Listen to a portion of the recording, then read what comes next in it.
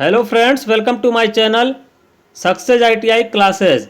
दोस्तों, इसी तरीके से डेली हम लोग यूपीपीसीएल, टीजी2 और एएलपी लोको पायलट की क्लासेस लेते रहते हैं। आज की क्लास में हम लोग देखेंगे बहुत ही इंपॉर्टेंट प्रश्न। देखते हैं प्रश्न नंबर 1। देखिए, जितने भी क्वेश्चन लिए गए हैं आज के, वो active device, passive device, unilateral, bilateral, इस तरीके के क्वेश्चन जो होते हैं, सभी क्वेश्चन को इस क्लास में हम लोग कंप्लीट करने वाले हैं। तो देखते हैं क्वेश्चन नंबर 1। क्वेश्चन नंबर 1 में पूछा गया, निम्नलिखित में से कौन सक्रिय तत्व है। देखिए, इलेक्ट्रिकल इंजीनियरिंग में दो तरीके के तत्व होते हैं। एक होता है एक्टिव तत्व, जिसको बोलते हैं सक्रिय तत्व, इसको क्या बोलेंगे, एक्टिव तत्व। और एक होता है निष्क्रिय तत्व, जिसको हम लोग बोलते हैं पैसिव तत्व। निष्क्रिय या पैसिव तत्व, दो तरीके के तत्व होते हैं इलेक्ट्रिकल इंजीनियरिंग में, एक्टिव और पैसिव। तो देखिए, जो एक्टिव एलिमेंट्स होते हैं वो क्या करते हैं, एनर्जी को दे सकते हैं। एक्टिव एलिमेंट्स क्या करेंगे, एनर्जी को दे सकते हैं, धारा को दे सकते हैं, इसलिए हम लोग इसको बोलते हैं एक्टिव एलिमेंट्स।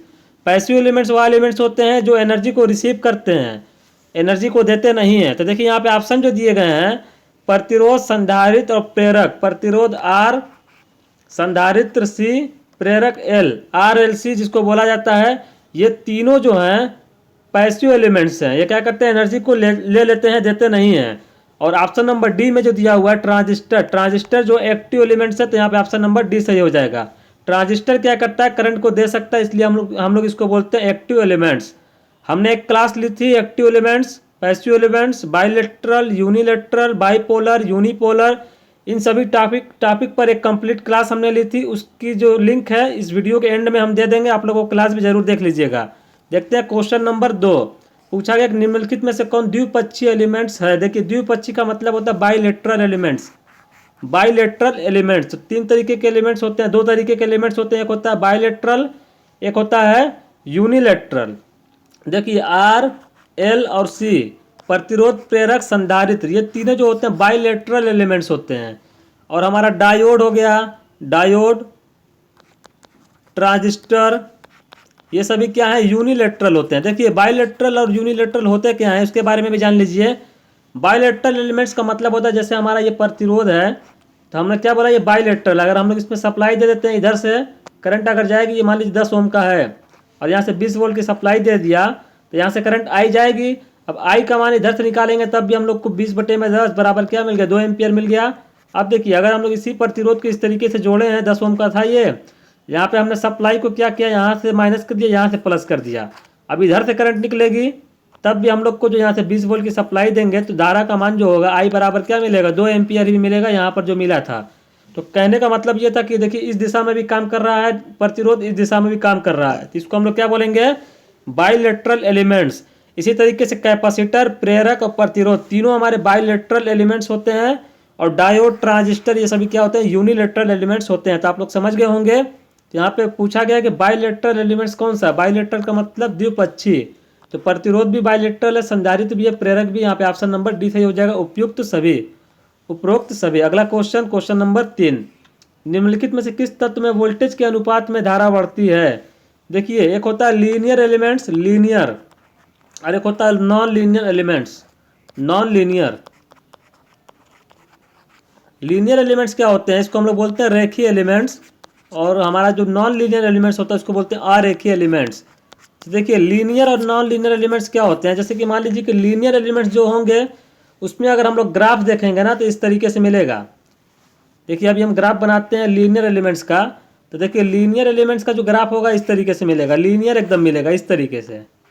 कहने का मतलब, अगर हम लोग यहाँ पर वोल्टेज लेते हैं, यहाँ पे करंट लेते हैं, तो जितना भी हम लोग वोल्टेज बढ़ाएंगे उतना ही करंट बढ़ेगा। अगर यहाँ पे 1 वोल्ट हम लोग बढ़ाते हैं, तो 1 एम्पियर की धारा गई। यहाँ पर 2 वोल्ट कर दिया तो 2 एम्पियर की धारा हो गई। 3 वोल्ट कर दिया तो 3 एम्पियर की धारा हो गई। तो आप लोग देख रहे हैं, यहाँ पे जो ग्राफ है वो लीनियर मिलेगा इस तरीके से। इसको हम लोग बोलते हैं लीनियर एलिमेंट्स। और नॉन लीनियर क्या होता है, जैसे हम लोग ग्राफ अगर खींचें नॉन लीनियर का, तो उसमें क्या होगा, जैसे कि मान लीजिए यहाँ पे वोल्टेज है, यहाँ पे करंट है, तो इसमें अगर हम लोग ग्राफ खींचेंगे, तो यहाँ पे 1 वोल्ट था, 1 वोल्ट दिया हमने, यहाँ पर धारा कुछ मान लीजिए थी, यहाँ पर इस तरीके से थी 1 एम्पियर की। लेकिन हमने जैसे ही वोल्टेज बढ़ाया, तो धारा का मान ज़्यादा बढ़ गया, यहाँ तक आ गया। तो कहने का मतलब, इसका जो ग्राफ होगा इस तरीके से नॉन लीनियर होगा, कहीं पे कम कहीं पे ज़्यादा।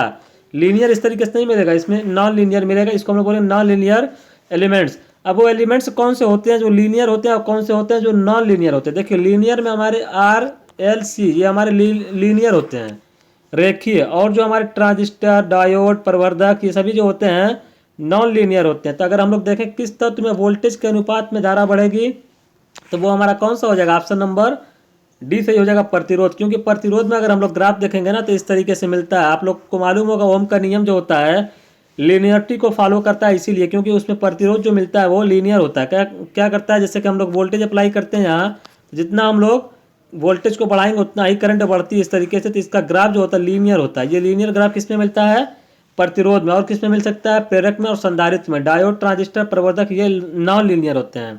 तो आप लोग समझ गए होंगे लीनियर किसे कहते हैं और नॉन लीनियर किसे कहते हैं। अगला क्वेश्चन देखिएगा, क्वेश्चन नंबर 4।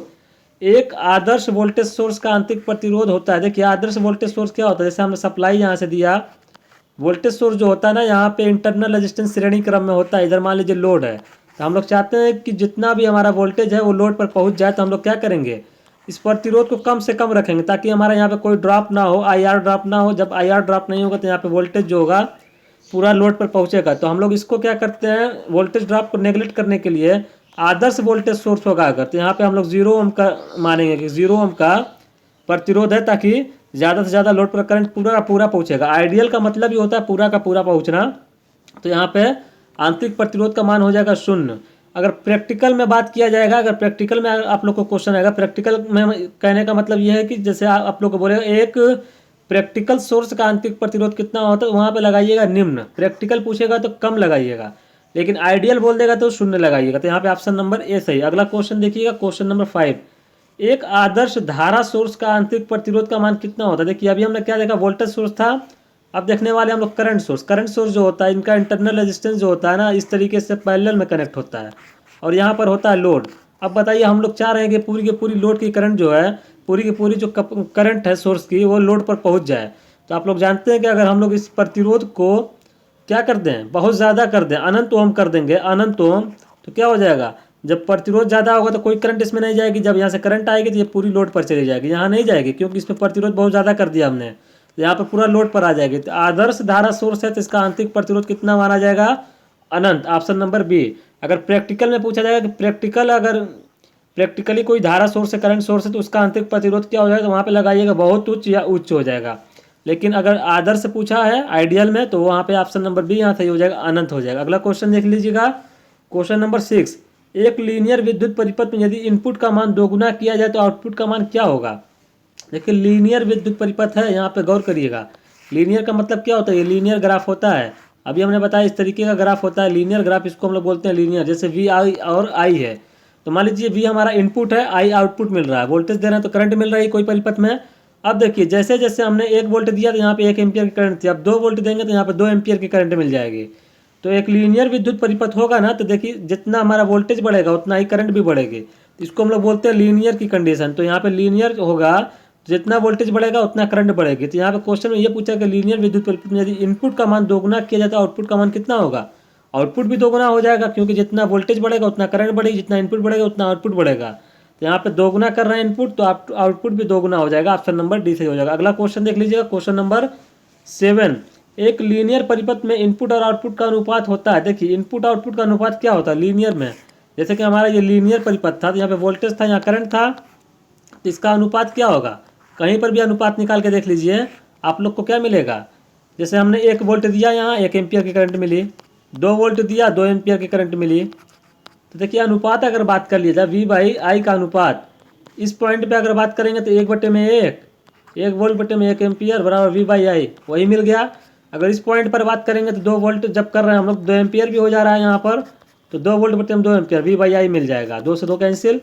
तो आप लोग समझ रहे होंगे अगर इनपुट है हमारा, इनपुट और आउटपुट का अनुपात क्या होगा लीनियर परिपथ में, हमारा हमेशा क्या होता है, स्थिर होता है, कांस्टेंट होता है। ऑप्शन नंबर ए सही हो जाएगा। अगला क्वेश्चन देखिए, क्वेश्चन नंबर 8। ट्रांसफार्मर किस प्रकार की डिवाइस है। देखिए एक्टिव डिवाइस और पैसिव डिवाइस जो होते हैं ना, उसमें कुछ एलिमेंट्स देकर आप लोग से पूछ लिया जाता है, बताइए ये एलिमेंट्स जो हैं एक्टिव हैं कि पैसिव हैं। तो याद रखिएगा ट्रांसफार्मर भी हमारा पैसिव डिवाइस में आता है, ऑप्शन नंबर बी सही हो जाएगा। ट्रांसफार्मर एक्टिव डिवाइस नहीं है। आप लोग के दिमाग में आ रहा होगा कि ट्रांसफार्मर से सप्लाई आती है हमारे घरों तक, तो ट्रांसफार्मर एक्टिव होना चाहिए, क्योंकि अभी हमने बताया कि जो भी एलिमेंट्स करंट को दे दे तो उसे हम लोग बोलते हैं कि वो एक्टिव होते हैं। लेकिन ट्रांसफार्मर एक्टिव नहीं, ये पैसिव डिवाइस है, सिर्फ पावर का ट्रांसफर करता है। इसको कहीं से सप्लाई मिलती है, उसको स्टेप अप करता है, स्टेप डाउन करता है, कहने का मतलब है कि ये एनर्जी को बस ट्रांसफ़र करता है, ये देता नहीं है, तो इसको हम लोग पैसिव डिवाइस ही बोलते हैं ट्रांसफार्मर को। इस क्वेश्चन को हमने और डिटेल में बताया है अपनी क्लास में, जो अभी क्लास लास्ट में आएगी। इस क्लास के लास्ट में एंड में क्लास की लिंक आप लोग को मिलेगी, एंड स्क्रीन पर हमने लगाया है, उस क्लास को आप लोग जरूर देखिएगा। उसको देखने के बाद आप लोग का एक्टिव एलिमेंट्स, पैसिव एलिमेंट्स, निष्क्रिय तत्व क्या होते हैं, पैसिव तत्व क्या होते हैं, एक्टिव तत्व क्या होते हैं, बायोलेटरल, यूनिलेटरल, सभी टॉपिक जो होते हैं बिल्कुल क्लियर हो जाएंगे आप लोग के। आइए देखते हैं अगला क्वेश्चन, क्वेश्चन नंबर 9। इनमें से कौन एक्टिव डिवाइस है? देखिए ट्रांसफार्मर हमने क्या बताया, ये पैसिव डिवाइस है। प्रेरक पैसिव है, संधारित्र पैसिव। ऑप्शन नंबर डी इसका सही हो जाएगा। डायोड, डायोड क्या है? एक्टिव डिवाइस होता है, ये करंट को दे सकता है। आइए अगला क्वेश्चन देखिए, क्वेश्चन नंबर 10। इनमें से कौन एक ध्रुवीय डिवाइस है? देखिए एक ध्रुवीय और दो ध्रुवीय डिवाइस होती है, जिसको बोलते हैं यूनिलेटरल, नहीं यूनिपोलर और बाइपोलर डिवाइस। देखिए यूनिपोलर डिवाइस क्या होते हैं, जैसे जिसमें सिर्फ एक ही चार्ज के द्वारा, जैसे इलेक्ट्रॉन्स और होल्स, आप लोग जानते हैं इलेक्ट्रॉन्स और होल्स के बारे में। अगर सिर्फ इलेक्ट्रॉन से उसमें धारा का प्रवाह हो रहा है, उसको हम लोग बोलेंगे यूनिपोलर। या तो सिर्फ अगर होल्स के द्वारा उसमें धारा का प्रवाह हो, उसे हम लोग बोलेंगे यूनिपोलर। लेकिन अगर इलेक्ट्रॉन्स और होल्स दोनों के द्वारा अगर धारा का प्रवाह हो रहा है, तो उसे हम लोग बोलेंगे द्विध्रुवीय या बाइपोलर। तो यहाँ पे एक ध्रुवीय के बारे में पूछा गया, यूनिपोलर के बारे में देखिए प्रतिरोध, प्रेरक और दिया हुआ ए तथा बी दोनों। तो देखिए एक ध्रुवीय डिवाइस कौन से हैं? ऑप्शन नंबर सी सही हो जाएगा, ए तथा बी दोनों। प्रतिरोध और प्रेरक दोनों में धारा का जो प्रवाह होता है किसी एक के द्वारा होता है, तो इसको हम लोग बोलते हैं कि ये यूनिपोलर है। लेकिन एससीआर जो होता है ना, ये जो है एससीआर, एससीआर का मतलब होता है सिलिकॉन कंट्रोल रेक्टिफायर। एससीआर में इस तरीके से पीएन पीएन 4 परत होती है, पीएन पीएन। देखिए यहाँ पे 4 परत होती है इस तरीके से। इसके बारे में हमने इलेक्ट्रॉनिक्स की क्लास में पढ़ाया है, जो लोग नहीं देखे हमारे चैनल पर जाकर देख सकते हैं। एससीआर में 4 लेयर होती है, 3 जंक्शन होते हैं। एससीआर में जो धारा का प्रवाह होता है वो इलेक्ट्रॉन्स और होल्स दोनों के कारण होता है, इसलिए हम लोग इसको क्या बोलते हैं? बाइपोलर डिवाइस या द्विध्रुवीय डिवाइस। यहाँ पे पूछा कि एक ध्रुवीय हमारा प्रतिरोध और प्रेरक है, यहाँ पे ऑप्शन नंबर सी सही हो जाएगा, ए तथा बी दोनों। तो दोस्तों आज की क्लास में इतना ही। इसी तरीके से डेली हम लोग यूपीपीसीएल, टीजी2 और लोको पायलट की क्लास अपने चैनल पर लेते रहते हैं।